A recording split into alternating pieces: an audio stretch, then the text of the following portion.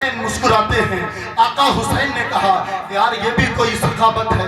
عزیزان محترم حاتم دائی کا پوتا کہتا ہے حسین اگر تمہارے نانا کی سخاوت کا بھی کوئی قصہ ہو تو بتاؤ, تمہارے نانا کی سخاوت کا بھی کوئی کہانی یا قصہ ہو تو بتاؤ, کوئی واقعہ ہو تو بتاؤ.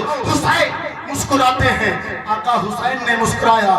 میرے آقا حسین ارشاد فرماتے ہیں اے بھکاری سن, اس لیے رہا ہوں کہ تیرے دادا کا جو محل تھا اس کے 7 دروازے تھے. بھکاری پہلے پر گیا, دوسرے پر گیا, تیسرے پر گیا. اچھا پہلے سے دوسرے پر کیوں گیا؟ اس لیے کہ مراد پوری نہیں ہوئی تھی. دوسرے سے تیسرے دروازے پر کیوں گیا؟ اس لیے کہ ضرورت پوری نہیں ہوئی تھی. چوتھے پر کیوں گیا؟ 5ویں پر کیوں گیا؟ 6 پر کیوں گیا؟ 7ویں دروازے پر کیوں پہنچا؟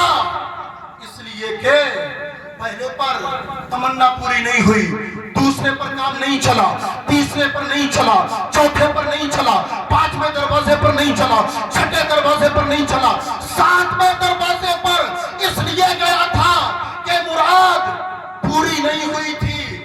اور سن, پہلے سے لے کر 7 دروازوں تک تیرے دادا کے دروازے پر آنے والا بھکاری ہی رہا.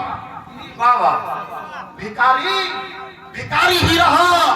آؤ میرے نانا کی بارگاہ میں چل, آؤ آمنہ کے لال کی بارگاہ میں چل, عبداللہ کے لخت جگر کی بارگاہ میں چل, فاطمہ الزہرا کے بابا کی بارگاہ میں چل, میرے نانا کی بارگاہ میں چل. میرے نانا کا شیش محل نہیں ہے, میرے نانا کا بڑا محل نہیں ہے, میرے نانا کے محل کے 7 دروازے نہیں ہیں.